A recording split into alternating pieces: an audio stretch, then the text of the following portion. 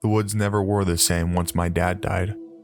The bright forests, once filled with life and adventures, were now replaced with sulking ghosts of the past. I was camping just outside the Star Valley, deep in the forested Salt River mountain range of Wyoming. Why did I come here? I couldn't tell you for sure. Maybe I was looking for closure, or perhaps reconnection to the father I had lost the year previous. His death was never fully understood by the doctors, a mystery that still stung to this day. My father could never sleep well. Sometimes it would take him hours to do so. It had something to do with anxiety. The only time I ever remember him falling asleep before I did was the exact night he never awoke. The Salty Mountains, as my dad called them, is where we spent most of our time bonding and where my father taught me most about life. "Hal," he used to say, "you hear that?" As a kid, I'd listen carefully, attempting to hear whatever it was he wanted me to. "That's the sound of nothing, Hal." He'd give me a smirk, then continue. "It's the most beautiful and terrifying sounds a man can hear." I never understood the depth of what my father was trying to say, not until I was out in the woods, experiencing it by myself. The forest seemed thicker than I had remembered, and somehow quieter. It seemed as though all the wildlife had been eradicated, leaving only me. This feeling magnified the loneliness I felt in the pit of my stomach. I had taken a week off work and dedicated each day to staying up in the Salty Mountains, fishing and hiking. I was on my second day and the feeling of being totally isolated was settling in. It was late fall and I was getting the last of the beautiful fall colors, right before they would be replaced with a blanket of white snow. The air was crisp, which created a stillness on the lake unlike any I'd seen before. I was fishing a lake my father and I had frequented. This one we called Skunk Lake. There are a lot of lakes up here, and so not all of them were marked or labeled. And if they were, I probably knew them by another name. This one was known to me as Skunk Lake, being named after a story my father would often tell. As he was fishing by himself one evening, a skunk snuck up behind him. "Scared the living shit out of me," he said. "Scared the living shit out of him too, I guess." My father spent the remainder of his trip bathing in the cool mountain lake, trying to wash off the smell. Some of his camping gear to this day still had a skunky smell to it. As I've grown older, I've come to associate that smell closer to the stench of pot. I often wondered if it was a skunk that sprayed my dad, or if he was sneaking up here to smoke a little marijuana. I kind of liked the idea of the latter, so to pay respect I had brought a little weed in remembrance of my dad. I finished stringing up the biggest worm I could find in the little styrofoam container. "The fish won't be able to resist you," I said to the sad skewered creature. I drew back my rod and cast the worm as far as my reel could manage. The sudden plop of the worm created the first ripples I had seen in the lake that day. I didn't catch any fish the day before, so likewise I was expecting the fishing to be slow. "Might as well," I said to myself as I pulled a little baggie holding a single bent joint. I didn't smoke much, but I thought it was only right to relive a little of what my father experienced. While holding the fishing rod between my legs, I straightened the joint out and sparked the end. I took a long, slow drag. Smoking weed in the woods is different. The experience of smoking inside a house or indoors always felt wrong to me, almost adulterated. For some reason, this long breath felt, I don't know, pure? Almost as if God had intended it this way. The smell is different too, mixed with all the pine trees and the cool lake air.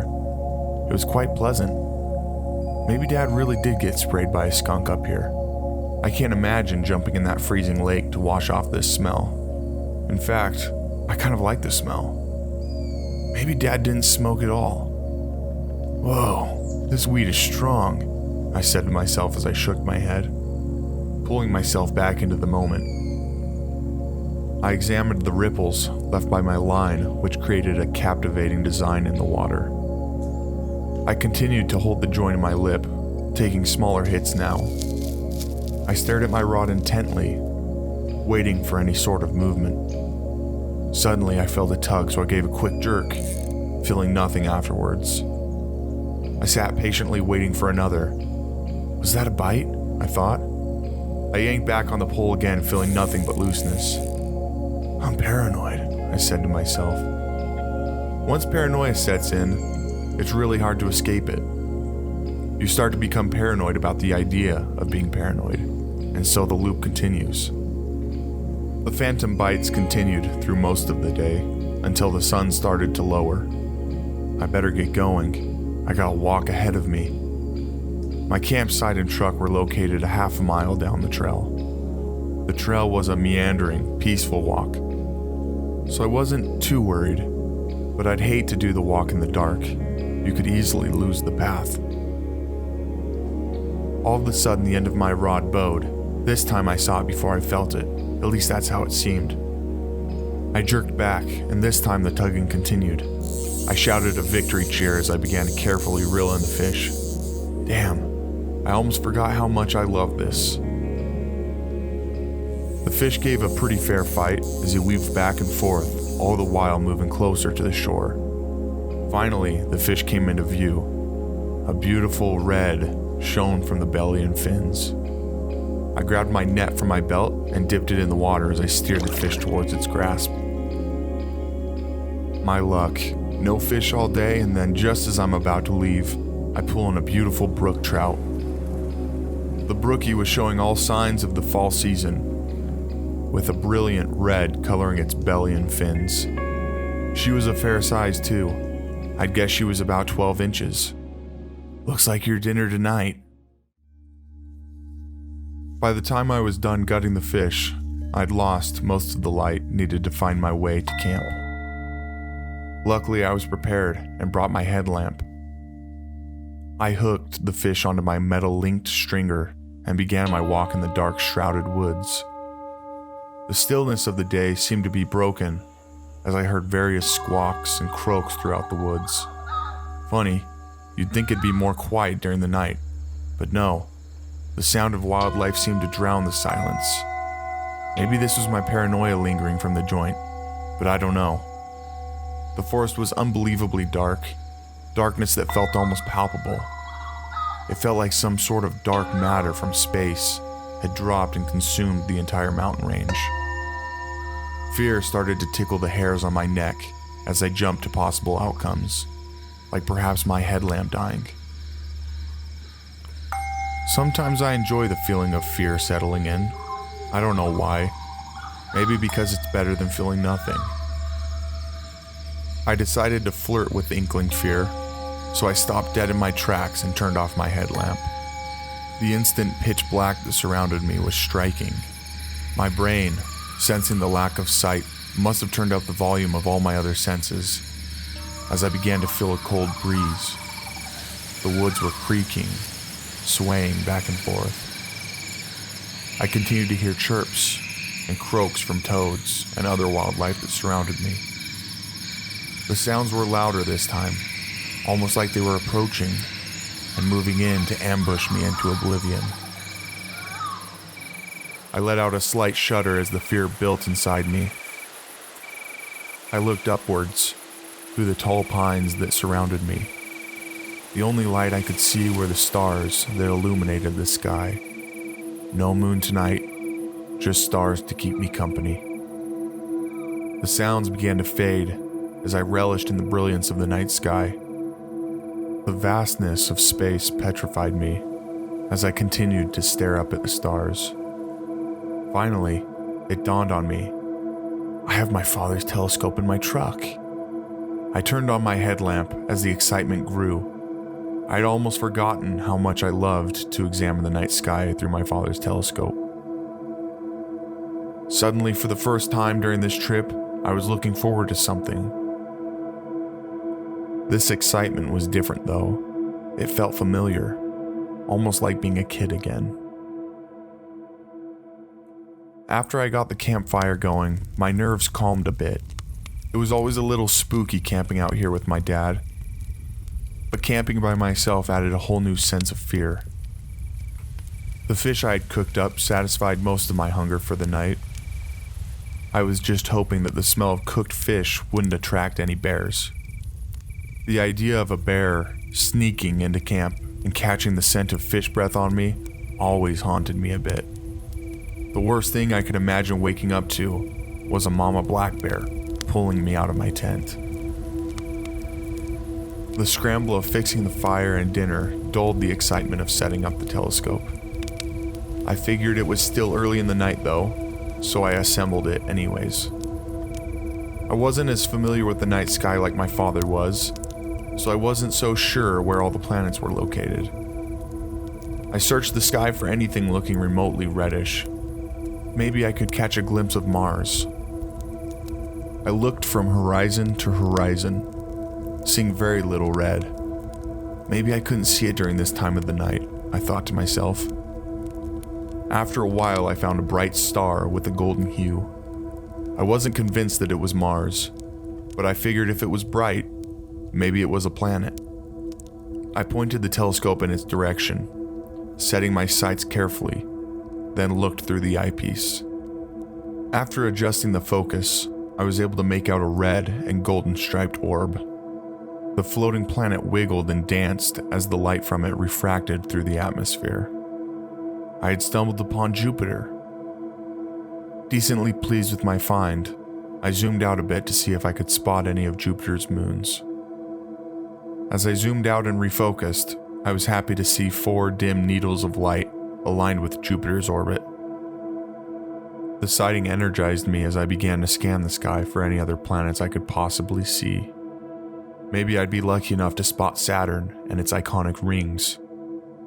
As I scanned the sky, I saw a faint, reddish star. That must be Mars, I thought to myself. I began to aim the telescope in its direction. As I looked through the lens of the telescope, I saw nothing. I checked my sights again to see if I was aligned. It appeared that I was perfectly aimed at the dim light, but I couldn't be sure. I wish I had brought my father's laser pointer so I could more accurately aim the telescope. Maybe I wasn't zoomed in enough, or maybe I was out of focus. I maxed out the zoom as I peered through the eyepiece once more. A fuzzy, red haze filled my sight. I adjusted the focus, and as I did, the fuzziness of the picture faded. The red shape began to be more defined, and much more interesting. This wasn't a planet at all. This was some sort of red haze in space. I finally tuned the focus again to try and get a better look at it. The more focused the sights became, the more confused I felt. It looked like I had stumbled upon some colorful nebula. How could that be? I was confident that this telescope wasn't powerful enough to view anything besides planets within our solar system. It's worth mentioning that this telescope was rather old. My father had it since he was a kid. The nebula was unusual in color and shape. It honed a deep, glowing red color. The color was startling. In fact, I was barely able to make out the red stripes on Jupiter, but this was brilliant in color. The glow was circular in form. No, more of an oval, like the shape of what appeared to be an eye. Yeah, that's the shape. It was a red eye, but with greenish blue pupils. The colors were clearly visible, but hard to define, as they seemed to be cycling through different hues of the same color. In fact, the eye itself seemed to be moving and pulsing. Perhaps this was the light refracting through the atmosphere. Once I had my telescope fully focused, the nebula was more clear than any of the planets I had ever observed in the sky. The colors of the cloudy ball of gas were captivating as they continued to pulse and change hues. The excitement began to fade away the longer I peered through the eyepiece. What was this thing? Why was it so clear to see, yet so confusing to look at? My leg began to twitch and shake. as if some sort of instinct had taken over. This was fear. What I was feeling was true fear and terror, but it was all self-aware. Why was I trembling at the sight of this nebula eye? Why could I not seem to take my eyes off of its gaze? The green from inside the red glowing ring became more clear and defined as all I could do was focus on the center. It was hypnotizing, but not in a calming way like you would expect. I began to feel a dark, lonely dread, as if I was all alone, as if the world outside this telescope glass was gone. I was scared to look away, scared at the possibility that the world outside of my view would no longer be there. Finally, I removed my peering eyes from the eyepiece. I rubbed my eyes, noticing that I hadn't blinked once while staring at the nebula. The unsettling feeling, as if someone was watching me, loomed over my shoulders. I looked at the sky to see if I could see the nebula. Sure enough, I saw the red glow, more bright and defined this time. I couldn't make out the shape or see any other colors than red, but I could see it clearly enough. That was enough stargazing for the night, I decided. I sat by the fire and prodded at the dying flames with a stray branch. I couldn't shake the feeling that something was watching me. The feeling continued to sit with me as I tried to shake the image of the eye. I was clearly startled, but I felt I couldn't give this feeling any validation. Fear breeds off the energy and attention we feed it, and I was dead set on starving that feeling for the night. With the fire finally going out, I rolled my exhausted body into my bed. My sleeping bag felt like a sheet of ice as I crawled into it. I rolled onto my back and realized my rain cover was off. I never used the rain cover much, as I love to fall asleep under the stars. This night was different. I didn't care too much to look up at the stars tonight. I rolled back over on my side as I felt my body heat begin to warm my sleeping bag. I reluctantly closed my eyes and began to fade into a sleepy haze.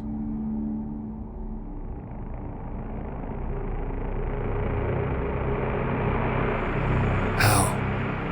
Hey, Hal. I felt a light tapping on my shoulders. Hal.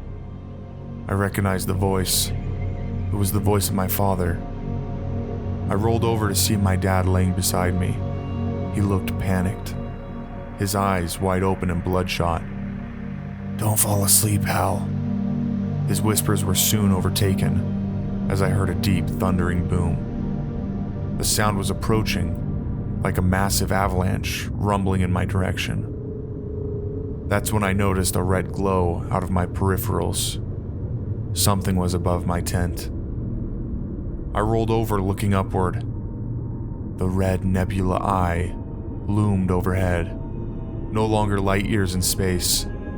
This time it was clearly only feet above my tent. The rumbling sound grew louder and louder as I stared into the pulsing green pupils of the nebula.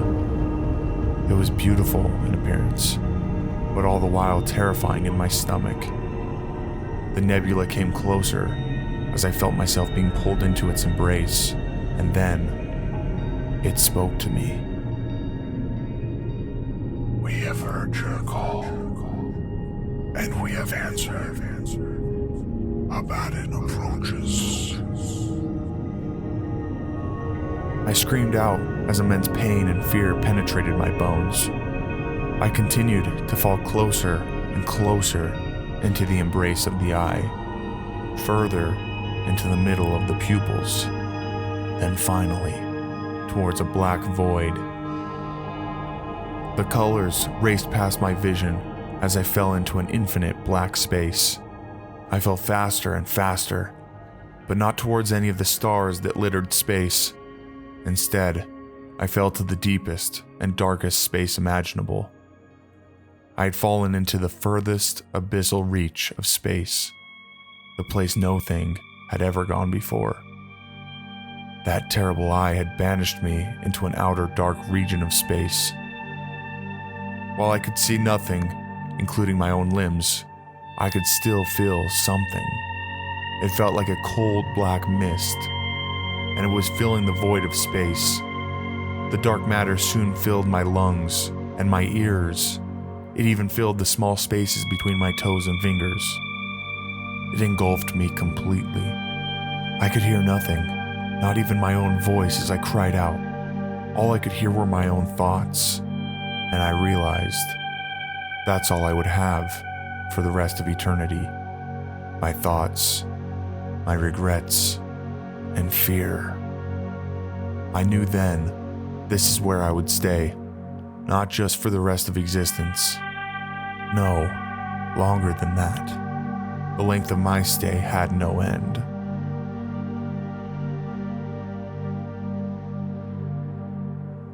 I felt a sudden jolt as I was tugged out of my slumber.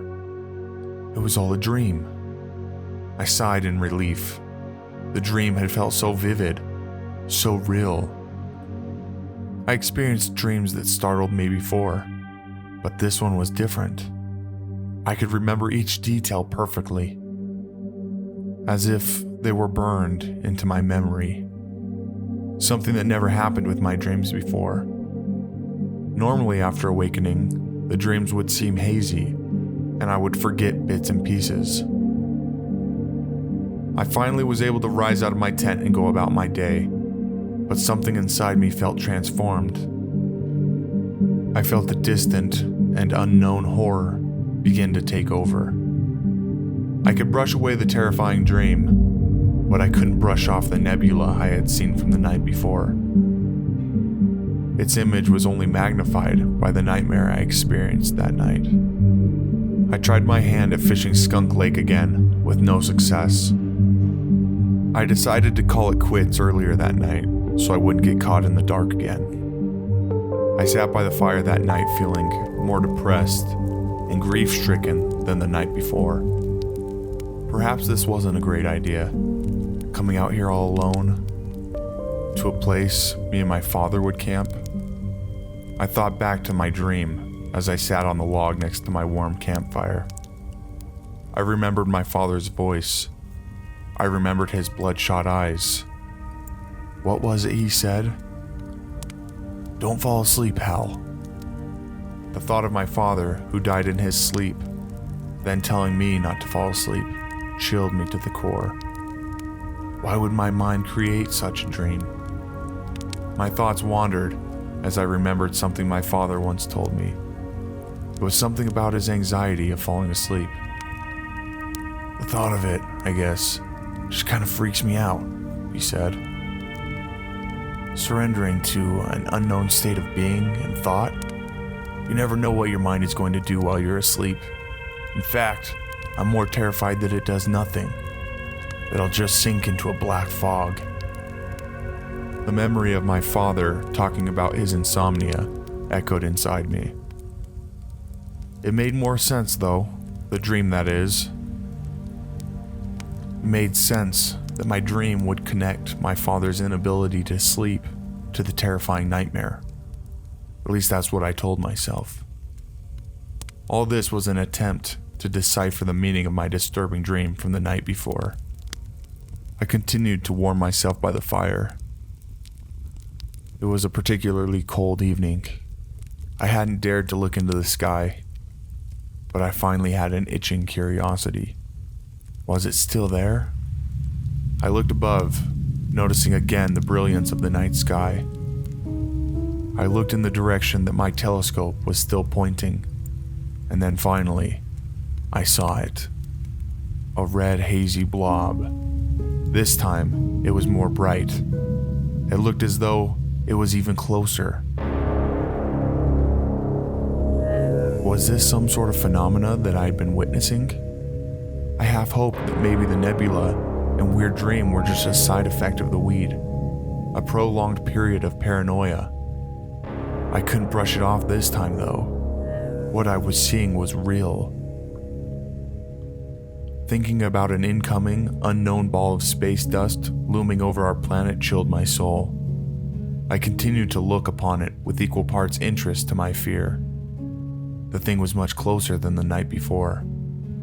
How fast was it traveling?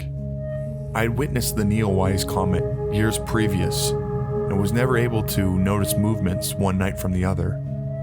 Something felt wrong, as if a primal instinct had taken a hold of me, telling me that what I was seeing was unnatural. I ran through all the possibilities of what it could possibly mean. Was this a comet passing through our solar system? Was this a supernova I was witnessing the aftermath of? Was this the apocalypse? I decided to stop guessing and do some actual problem solving, so I went to my truck to turn on the radio. There weren't many channels my radio was able to pick up in the Salty Mountains, mostly static, but I knew there was always a weather channel that I could get. I scanned through the stations, picking up only static, until finally, I stumbled upon something that was halfway audible. I slowly turned the volume up, hoping to hear anything recognizable. Bits and pieces of broken words popped through the radio. I kept my ears perched, hoping to hear something that would comfort me. Something that would tell me that everything was okay, and that the world wasn't ending. No matter how hard I tried, I couldn't recognize any words, until finally, a singular word came through. Abaddon. I almost fell out of my truck as I heard the voice pierce through the radio static. The memory of my dream connected as I thought back to what the eye had spoken before. Abaddon approaches. I jumped out of my truck, looking at the sky once more, revealing the red eye. Again, it appeared more luminescent and more clear than the moments before. I realized I could no longer write off the nightmare from the night previous as just a dream. I truly had heard Abaddon approaches. It was no dream, but a vision rather, a prophecy. I wasn't sure what to make of the word Abaddon. I was only sure of the fear that the word brought to my soul. I wanted to erase the unnatural eye from my brain. I wanted to escape its watchful gaze. I wanted to hide under anything to escape the feeling of impending doom that it brought. I noticed my campfire was beginning to die as darkness crept into my campsite. I looked up once more at the red eye and then walked towards my tent. I jumped into my sleeping bag, hiding like a child scared of the boogeyman. I couldn't help myself as I peered out of my sleeping bag and looked upwards at the night sky. The red eye was still there, watching me. It seemed as if every time I looked at it, the nebula approached closer and closer. I remembered the words from my dream, what the eye had spoken to me. We have heard your call, and we have answered. I shouldn't be looking at it, but the fear of looking away consumed me as well. I'll just try to get some sleep. I closed my eyes in vain. Again, I remembered the words of my father. Don't fall asleep, Hal. What happens if I fall asleep? Will my dream reoccur? Will the red eye consume the earth in its entirety? If I fall asleep, will I never wake up? That's truly what my father was scared of, not waking up, falling into an infinite blackness of thought. No, I won't fall asleep. I don't think I could if I tried. I'll just lay here.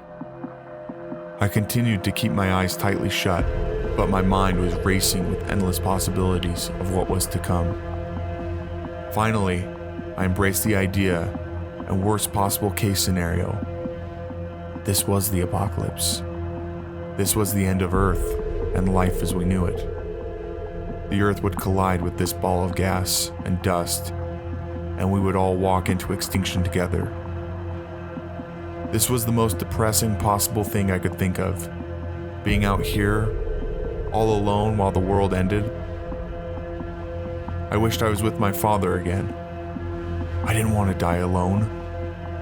My brain clawed for some ray of light, some seed of faith to make the hopelessness go away. I eventually grasped onto a single idea and belief. If this was the apocalypse, then maybe it wasn't so bad. Maybe I would have the chance to rejoin my father, right? Hope continued to build as I began to feel more at peace with the worst case scenario. My exhausted mind relaxed, my breathing and heart slowed as my muscles loosened, and I sank into a deep slumber.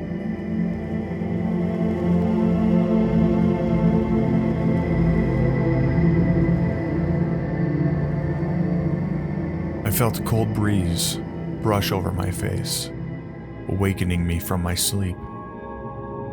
While I was awake, I hadn't opened my eyes yet. I continued to keep my eyes closed, just in case the eye had grown closer to the earth. A red, pulsating glow pierced through my eyelids. Was it daytime? Or was it the eye? I rolled over and slowly opened my eyes to see a massive, glowing orb above me.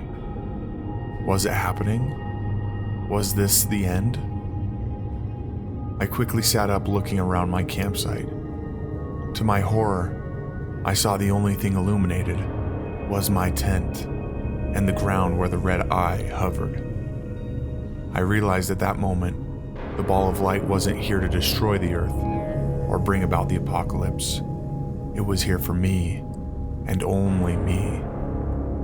I looked up at the eye as it rumbled and roared.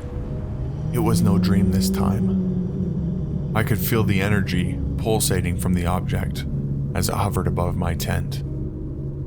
The energy coming off the eye was immense, like a giant magnet pulling me into its embrace. I didn't dare look away, but why? Why couldn't I look away from this terrible, yet beautiful spectacle? I felt it tugging and pulling at me as I stared into the green abyssal pupils.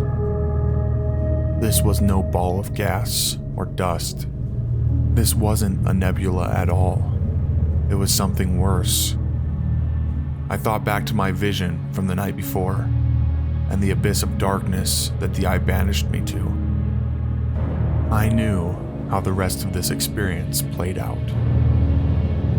The small amount of hope and faith I had were thrown away by the reality of eternal banishment staring me in the face. No, not there. Anywhere but there, I cried. I wouldn't go there. I wouldn't rest in the pit of blackness that this thing prepared for me. I wouldn't allow it to pull me in and preserve me in the mist of dark. I kept my gaze at the eye while my arm felt around my tent. Finally, my hands came across the cold metal figure of my 9mm. This thing won't take me, not alive at least. I gripped the handle of my pistol, slowly and carefully aiming it below my chin. What is after this? What happens when I pull the trigger? Will it save me from the clutches of this terrible thing? Or will the result be the same? Which outcome is worse? The eye pulsated and hummed, moving in closer as I gripped the trigger.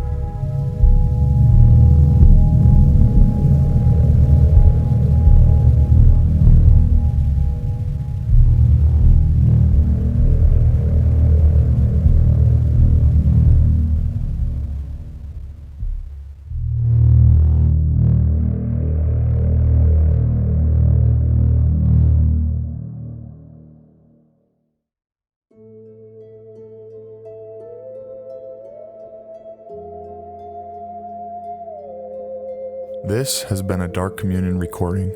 Thank you for listening. DarkCommunion is a podcast platform for young writers to publish their best short horror stories.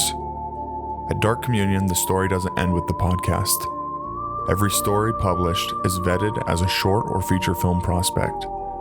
If you've written something that you think could be made into a film, submit it to the DarkCommunion Reddit page.